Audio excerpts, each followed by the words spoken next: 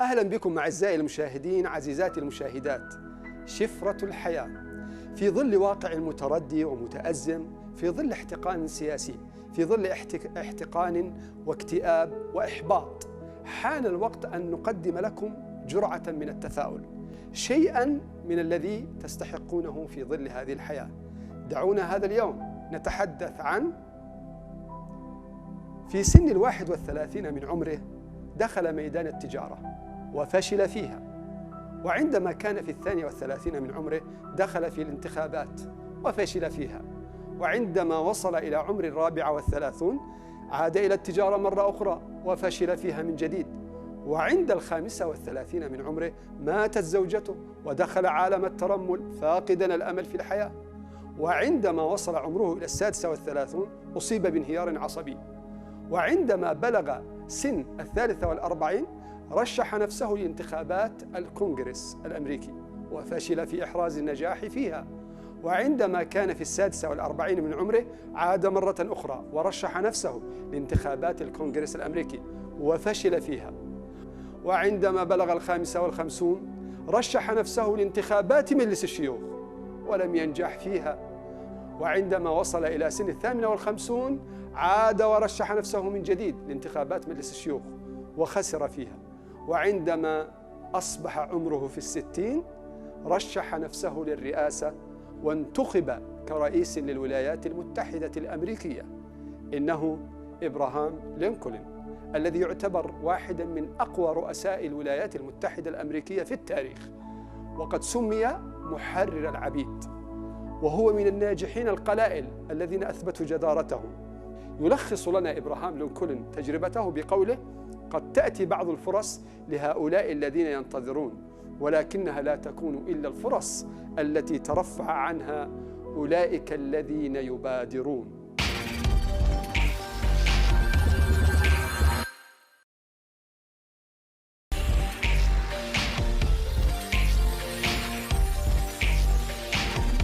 عزيزي المشاهد، عزيزتي المشاهدة، قد تكون خائفاً وتهاب الحديث أمام الآخرين،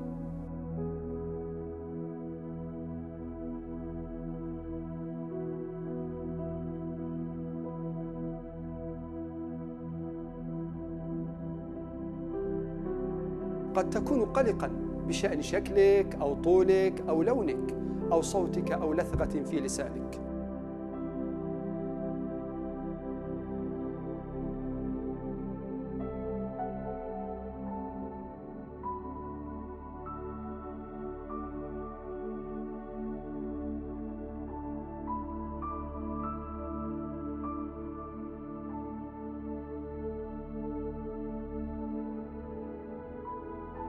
قد ترثي لحالك لأنك لم تكمل دراستك الجامعية وتحصل على شهادة عليا.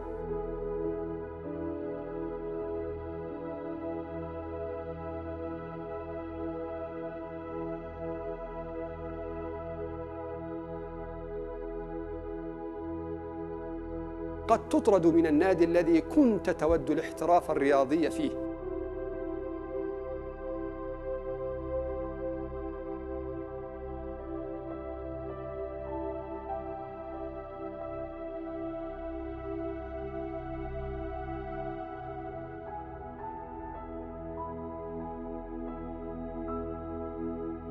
قد تكون لديك ذكرى سيئة عن تلعثمك وقت الدراسة، وأستاذك الذي أقسم في مدرستك حينها بأنك لن تفلح في حياتك.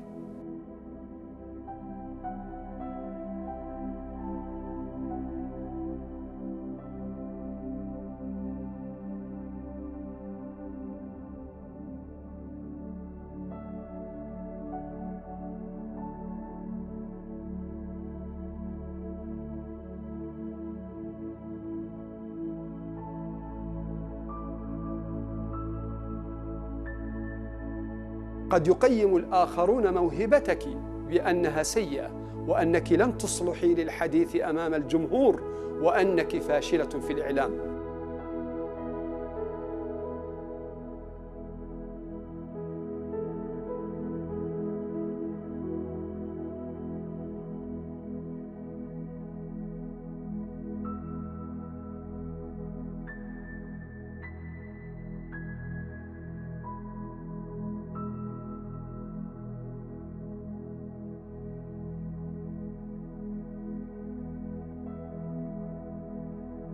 قد تطرد من صحيفة كنت تعمل فيها لأنك في نظر القائمين عليها فاشلة ولا تنفع في الإعلام.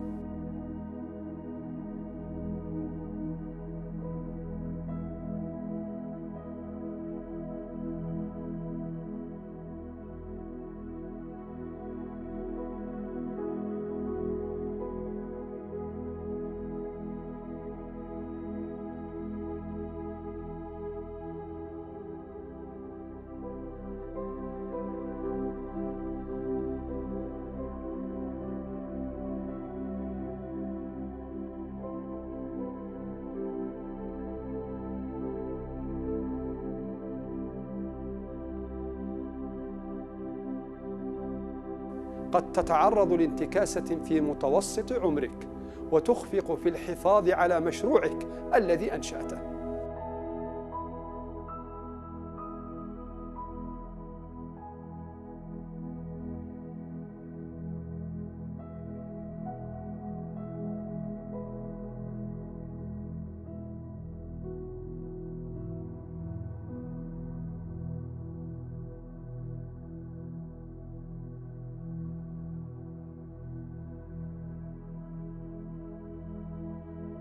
قد تكون وقعت في فخ الإدمان واليأس والإحباط وفكرت في الانتحار.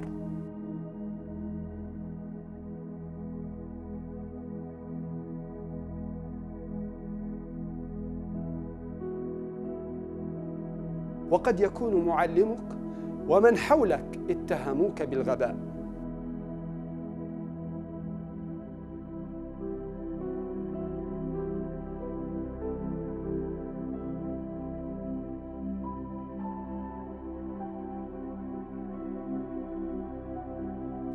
قد تكون كونت فريق عمل وتم رفض فكرتكم وصدكم.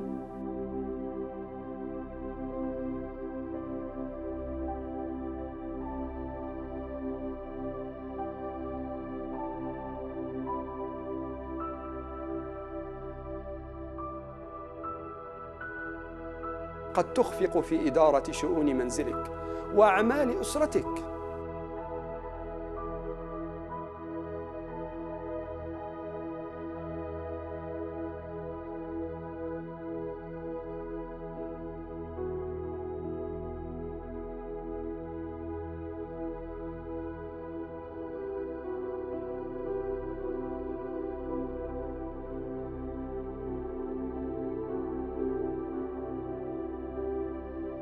قد تفضل الوحدة والخلوة بنفسك والابتعاد عن الناس، وتفضل حياة الشظف والجوع من أجل موهبتك.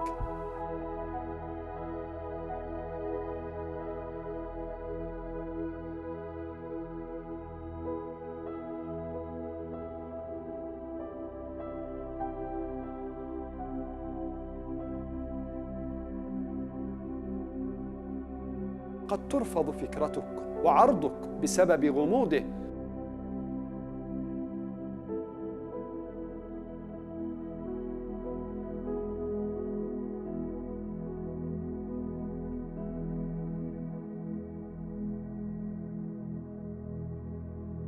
قد تتوقف عن الدراسة وتعمل في مهن لا تليق بك من أجل أن تعيل أسرتك.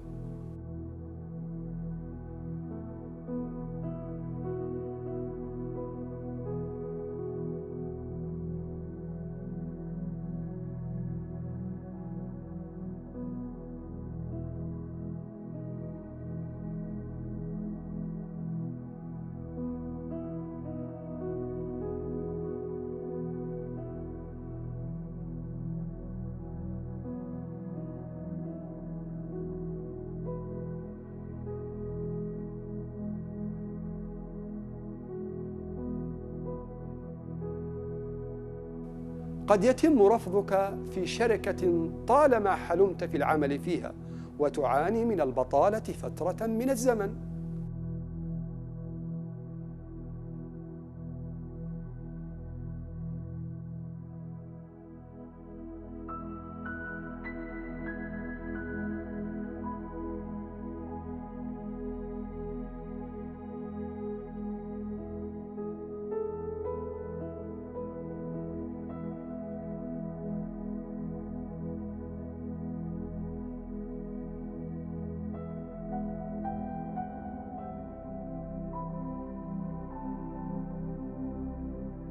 قد تسمع عبارات الرفض مئات المرات لفكرتك التي تريد أن تسوق لها.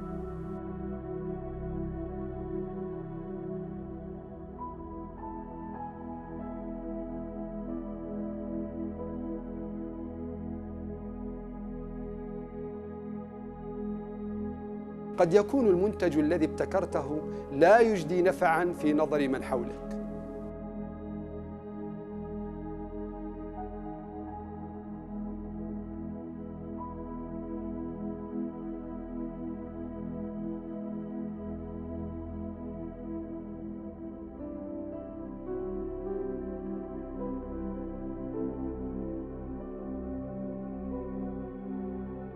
قد تكوني تعرضت لتجربة طلاق وإعالة أطفال على هامش ذاك الطلاق.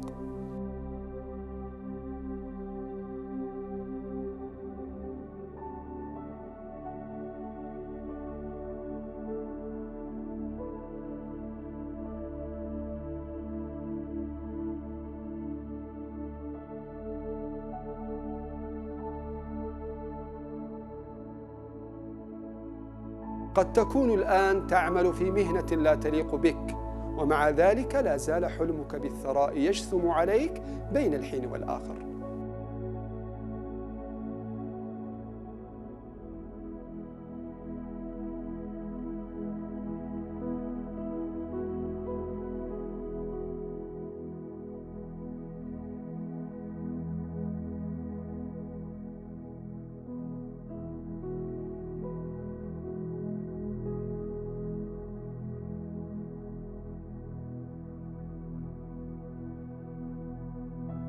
قد تقرر الهجرة عن بلدك إلى بلد غريب لتعيش حياتك في مهن لم تتوقع أن تعمل فيها.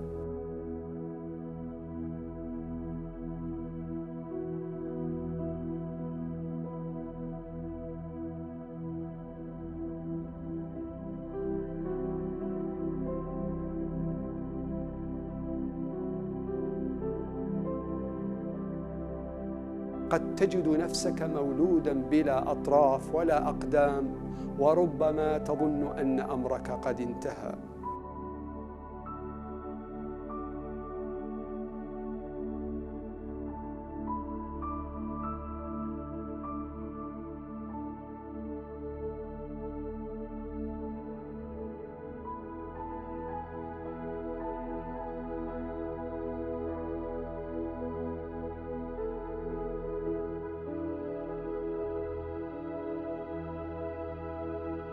قد يختبرك القدر ببتر ساقيك لا سمح الله وبأمراض لم تعرفيها قط.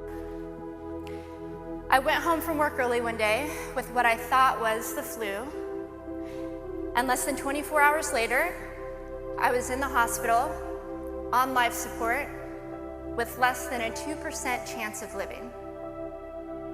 It wasn't until days later, as I lay in a coma, that the doctors diagnosed me with bacterial meningitis, a vaccine-preventable blood infection. Over the course of 2.5 months, I lost my spleen, my kidneys, the hearing in my left ear, and both of my legs below the knee. When my parents wheeled me out of the hospital, I felt like I had been pieced back together like a patchwork doll. I thought the worst was over until weeks later when I saw my new legs for the first time. The calves were bulky blocks of metal with pipes bolted together for the ankles, and a yellow rubber foot with the raised rubber line from the toe to the ankle to look like a vein. I didn't know what to expect, but I wasn't expecting that. With my mom by my side and tears streaming down our faces, I strapped on these chunky legs and I stood up. They were so painful and so confining that all I could think was, how am I ever going to travel the world in these things? How was I ever going to live the life full of adventure and stories as I always wanted? And how was I going to snowboard again? That day, I went home, I crawled into bed, and this is what my life looked like for the next few months. Me passed out, escaping from reality, with my legs resting by my side. I was absolutely, physically, and emotionally broken. But I knew that in order to move forward, I had to let go of the old Amy and learn to embrace the new Amy.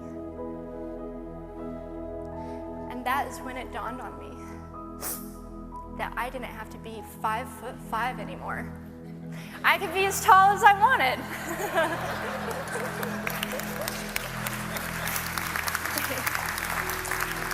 Or as short as I wanted, depending on who I was dating. And if I snowboarded again, my feet aren't going to get cold. And best of all, I thought, I can make my feet the size of all the shoes that are on the sales rack. And I did. So there were benefits here. It was this moment that I asked myself that life-defining question. If my life were a book and I were the author, how would I want this story to go? And I began to daydream. I daydreamed like I did as a little girl. And I imagined myself walking gracefully, helping other people through my journey, and snowboarding again. And I didn't just see myself carving down a mountain of powder. I could actually feel it. I could feel the wind against my face and the beat of my racing heart as if it were happening in that very moment. And that is when a new chapter in my life began. 4 months later, I was back up on a snowboard. Although things didn't go quite as expected, my knees and my ankles wouldn't bend, and at one point, I traumatized all the skiers on the chairlift when I fell and my legs, still attached to my snowboard, went flying down the mountain. And I was on top of the mountain still. I was so shocked. I was just as shocked as everybody else, and I was so discouraged, but I knew that if I could find the right pair of feet, that I would be able to do this again. And this is when I learned that our borders and our obstacles can only do two things. One, stop us in our tracks, or two, force us to get creative. I did a year of research, still couldn't figure out what kind of legs to use, couldn't find any resources that could help me. So I decided to make a pair myself. My leg maker and I put random parts together, and we made a pair of feet that I could snowboard in.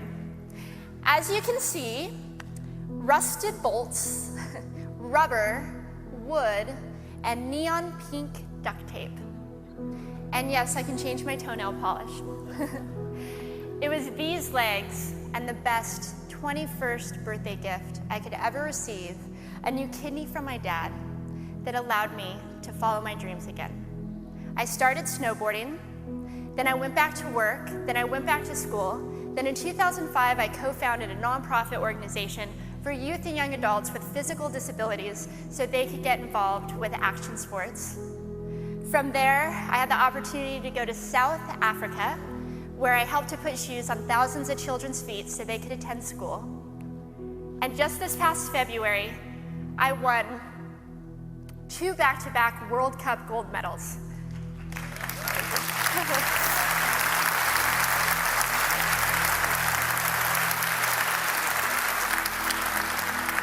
Which made me the highest-ranked adaptive female snowboarder in the world.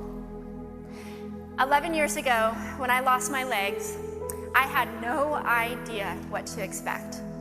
But if you asked me today if I would ever want to change my situation, I would have to say no. because my legs haven't disabled me. If anything, they've enabled me. They've forced me to rely on my imagination and to believe in the possibilities. And that's why I believe that our imaginations can be used as tools for breaking through borders. Because in our minds, we can do anything and we can be anything. It's believing in those dreams and facing our fears head on that allows us to live our lives beyond our limits. And although today is about innovation without borders, I have to say that in my life, innovation has only been possible because of my borders. I've learned that borders are where the actual ends, but also where the imagination and the story begins. So the thought that I would like to challenge you with today is that maybe instead of looking at our challenges and our limitations as something negative or bad, we can begin to look at them as blessings. Magnificent gifts that can be used to ignite our imaginations and help us go further than we ever knew we could go. It's not about breaking down borders. It's about pushing off of them and seeing what amazing places they might bring us. Thank you. وقد السؤال الآن عزيزتي المشاهدة، عزيزي المشاهد، ماذا أنت فاعل في حياتك؟ هل ستستسلم وتنهار وتدمر حياتك؟ أم أنك ستثبت لنفسك ولمن حولك بأن لك الحق في أن تعيش قصتك وسيناريو عظمتك وأن يكون لك أثر في هذه الحياة؟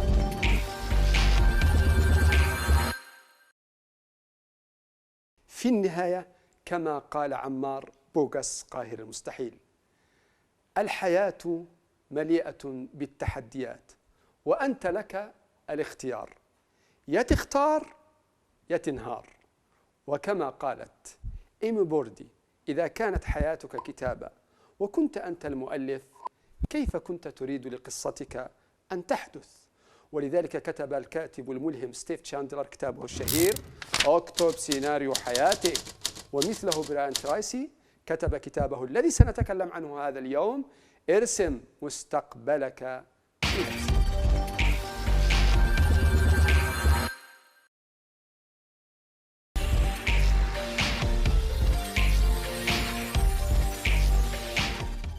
عزيزتي المشاهدة، عزيزي المشاهد، سنن الحياة وقوانين الكون لا تجامل أحدا ولا تحابي دينا ولا عرقا ولا جنسا. لا يهم من أين أتيت، ولكن الأهم إلى أين أنت ذاهب. لا يهم عمرك أو لغتك أو دينك أو جنسك، لا يهم حسبك أو نسبك، لا يهم تعليمك. المهم هل لديك رؤية في حياتك؟ نحن حريصين في برنامج شفرة الحياة بإذن الله أن تخرج من هذا البرنامج وقد كونت إطاراً عاماً لرؤيتك في الحياة. وهذا ما سندربكم عليه هذا اليوم إن شاء الله في جلسة الفيلم الذهني. سندربكم على كيف ترسم لنفسك سيناريو حياتي مخزن في لاوعيك. بالمناسبة، الباور الحقيقي لكل العظماء الذين استمروا في النجاح وأصروا عليه هو الصورة الذهنية والفيلم الذهني الذي كانوا يملكونه في دواخلهم. عزيزي المشاهد، عزيزتي المشاهدة، إذا لم تكن تملك في الداخل صورة ذهنية وفيلم يحركك باستمرار ويجعل الدماء تغلي في عروقك ويحاول أن يحطم كل الإحباطات والمؤشرات التي تعيقك، أعتذر لك أن نجاحك سيتأخر كثيرا. لذلك حتى الأنبياء والصالحين كان لهم في دواخلهم رؤية باستمرار يعيشون عليها ويعيشون لها، وفكرة في ظل كل المؤشرات وكل التحديات. عندما أخبروا من قبل من حولهم أنكم لن تنجحوا، أن الأمر لن ينجح، وضعكم مؤسف، أنتم في وضع مزري، كانوا لا يصدقون، لا يسمعون، كانوا فقط النهاية أمام أعينهم. وقد صدقوا ستيفن أركوفي لما كتب أولى عاداته من عاداته السبع الشهيرة: ابدأ والنهاية أمام عينيك.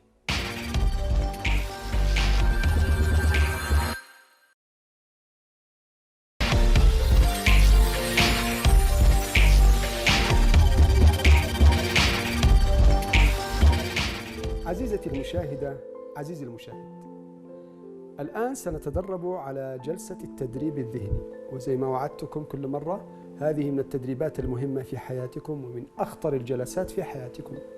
هذه المرة سنتدرب على كيف تصنع لك فيلم ذهني يكون باور وطاقة باستمرار عندما تعود إليها، وعندما تحلق معها تصنع معك موتيفيشن قوي وتحفيز يخليك تستمر مهما كانت الظروف والمؤشرات حولك ليست محفزة. التحفيز في الداخل أقوى من أي مؤشرات في الخارج. كل العظماء في الحياة عزيزي المشاهد عزيزتي المشاهدة لديهم هذه الجلسات ولديهم هذه الرؤية التي تجعلهم باستمرار يحومون حول هدفهم. شرط الجلسات الذهنية كما اتفقنا: أولا مكان خالي تكون مرتاح فيه، ميوزك خلفية، وتبتعد عن الناس والإزعاجات والضوضاء، ثم تجلس جلسة جسد مفتوح حر، ثم بعد ذلك تتنفس التنفس البطني المعتاد، الاستنشاق من الأنف والفم مغلق، ثم تحبس النفس قليلا وتسفره كما اتفقنا 3-4 مرات إلى أن توصل العقل إلى مرحلة ألفا، ثم بعد ذلك تغمض عينيك. أنت الآن كما اتفقنا مستعد للبرمجة، وأنت مغمض عينيك هناك أشياء كثيرة موجودة في ذهنك، صفيها كلها وافتح نافذة بيضاء. في النافذة البيضاء هذه ستجد شاشة كبيرة، بلازما، LCD، LED، شاشة ضخمة بيضاء. هذه الشاشة بعيدة عنك، ستقترب منك رويدا رويدا. هذه الشاشة البيضاء تبدأ تتضح فيها صور ومعاني. صورتك أنت الآن ترى ملامحك في تلك الشاشة البيضاء. هذا أنت بالضبط. تسمع طرقات خفيفة على باب غرفتك. يدخل عليك أحد من لجنة التنظيم يخبرك بأن الناس منتظرون لكي تلقي كلمة الافتتاح. تتأمل في عينيك مليا نظرة الثقة والامتنان والعزيمة والإصرار. اليوم حققتها. تمسك بيد صاحبك الذي أتى ليدعوك وتمشي سويا في ردهات الفندق. ها أنت تسمع أصوات أقدامكم وتستشعر رائحة الفندق وترى ألوان الجدران وتمشي رويدا رويدا وتسمع الضجة في الخارج في قاعة كبيرة امتلأت بحشود الناس، إعلاميين ودبلوماسيين وأصحاب شخصيات مهمة ورجال أعمال. الكل جاء اليوم ليحتفل بك، وبالفعل يقدم الحفل لتخرج على الناس. اليوم ستلقي كلمة الافتتاح، افتتاح مشروعك الذي طالما حلمت به وتستحقه ويستحقك. قد يكون شركة ضخمة عملاقة، وقد يكون مشفى ضخم، وقد يكون جامعة أهلية، وقد يكون مؤسسة إعلامية، وقد يكون ما كان هو مشروعك الذي انتظرته سنوات. تستفتح الكلمة بالحمد والثناء وتقول: الحمد لله الذي بنعمته تتم الصالحات. تشكر أبويك وأهلك وذويك وكل الذين ساندوك في مشروعك ووقفوا بجوارك. ترحب بالإعلاميين والدبلوماسيين ورجال الأعمال وتشكرهم لأنهم آزروك وشاركوك فرحتك بافتتاح مشروعك. وتخص بالذكر ذاك الوزير الذي حضر خصيصا ليقص الشريط بمعيتك. تنهي الكلمة يصفق لك الكل في القاعة. كانت كلمة قوية وأنت في الداخل ترقص طربا وتقول لنفسك مرة أخرى: لقد فعلتها. تنزل إلى الجمهور تصافح الوزير ثم تأخذه معك كي تقص الشريط معه. تتجولون هنا وهنا ومحبوك معك يرقصون طربا وفرحا ويحتفون بك، وتحتضن شريكة حياتك بجوارك وتشعر بالثقة والامتلاء. وأنت تتأمل السحابة البيضاء تتذكر تلك السلسلة من التحديات والإخفاقات التي مريت بها، والخطط وفريق العمل، وكل خطوة مررت بها في المشروع الذي أصبح متجسدا حولك.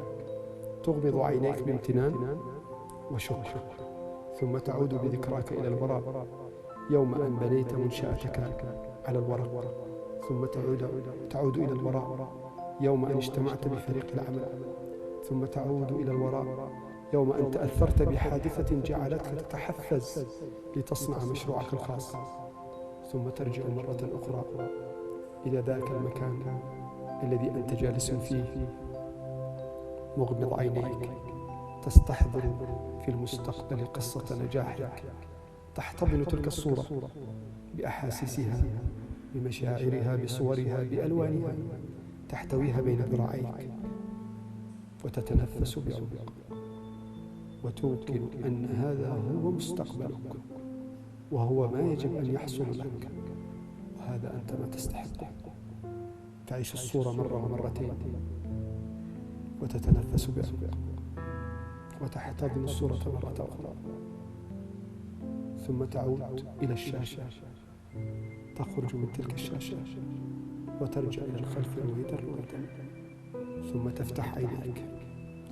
عزيزي المشاهد، اجلس مع نفسك هذه الجلسة كل يوم مرة واحدة قبل أن تنام، لأن عقلك اللاواعي سيتولى مهمة برمجتك على أن تعيش هذا النسيج وهذا الفيلم الذهني. أكثر العظماء لا يبرمجون أنفسهم قبل النوم على الإحباط وعلى الأخبار السيئة وعلى الحزن والاكتئاب والقلق وعلى الفشل وعلى الخسارة، بل يبرمجون أنفسهم قبل النوم تحديداً على قصة نجاحهم. افعل هذا لنفسك، وأعدك أنك ستجد أخباراً سارة في مقتبل عمرك. أتمنى لك كل السعادة، وأخبرنا بقصة نجاحك.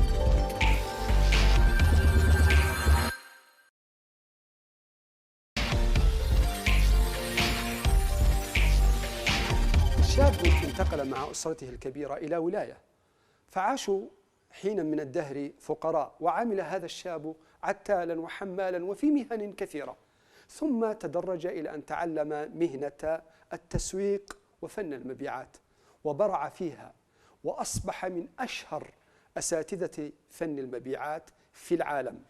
إنه الأستاذ الكبير الملهم المحفز، صاحب أعظم الأطروحات في المبيعات والتسويق والإلهام الذاتي والتطوير الشخصي، براين ترايسي، صاحب كتابنا الذي ننصحكم به هذا اليوم، ارسم مستقبلك بنفسك. هذا الكتاب حقيقة أعزائي عزاتي شخصيا أنا تأثرت به كثيرا، ومن الكتب التي قرأتها في السابق وأنصح بها الكثيرين، وهو عبارة عن منهج للتغيير الشخصي. صاحبه نقل فيه تجربته الشخصية، ونقل فيه القوانين والنواميس الكونية التي لا تحابي أحدا، والتي من عمل بها سينجح مهما كان لونه أو جنسه أو دينه أو لونه أو طائفته، سينجح، لأن قوانين الكون محايدة. من يعمل بها ينجح. قوانين الجاذبية محايدة، من يعمل بها يطير. الطائرة لماذا طائرت؟ لأنها عرفت قوانين الجاذبية. وهكذا إذا لم تعرف القانون أنت للأسف سيضرك القانون في الحياة. هذا الرجل براين ترايسي يعطيك فن كيف تفهم قوانين الحياة ونواميس الكون لترسم خطة لنجاحك. ارسم مستقبلك بنفسك، وأتمنى لك كل السعادة، وأتمنى لك كل النجاح.